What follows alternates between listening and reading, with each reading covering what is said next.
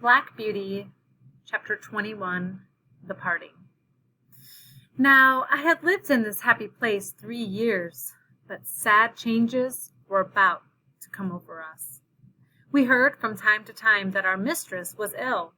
The doctor was often at the house, and the master looked grave and anxious. Then we heard that she must leave her home at once and go to a warm country for 2 or 3 years. The news fell upon the household like the tolling of a death bell. Everybody was sorry, but the master began directly to make arrangements for breaking up his establishment and leaving England. We used to hear it talked about in our stable, indeed. Nothing else was talked about. John went about his work, silent and sad, and Joe scarcely whistled. There was a great deal of coming and going. Ginger and I had full work. The first of the party who went were Miss Jessie and Flora, with their governess. They came to bid us good-bye. They hugged poor Merrylegs like an old friend, and so indeed he was. Then we heard what had been arranged for us. Master had sold Ginger and me to his old friend, the Earl of W., for he thought we should have a good place there. Merrylegs he had given to the vicar, who was wanting a pony for Mrs. Blomefield, but it was on the condition that he should never be sold, and that when he was past work he should be shot and buried.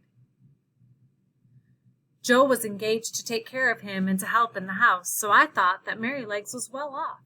John had the offer of several good places, but he said he should wait a little and look around.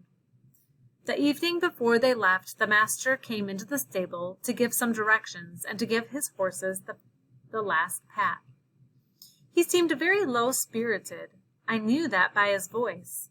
I believe we horses can tell more by the voice than many men can. "Have you decided what to do, John?" he said.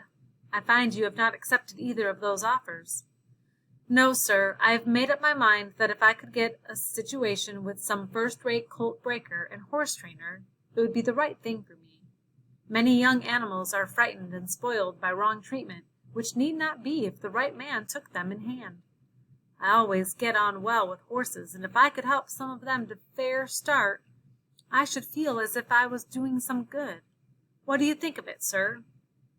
"I don't know a man anywhere," said Mr. Master, "that I should think so suitable for it as yourself.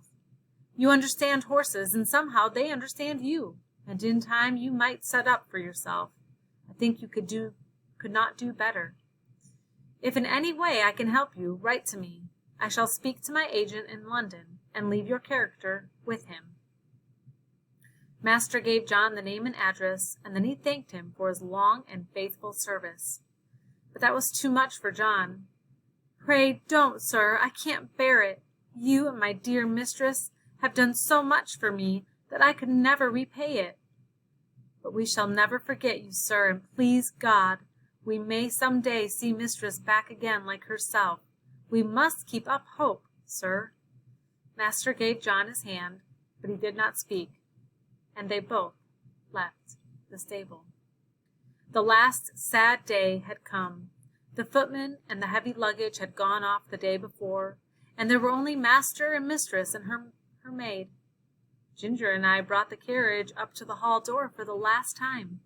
The servants brought out cushions and rugs and many other things, and when all were arranged, master came down the steps carrying the mistress in his arms.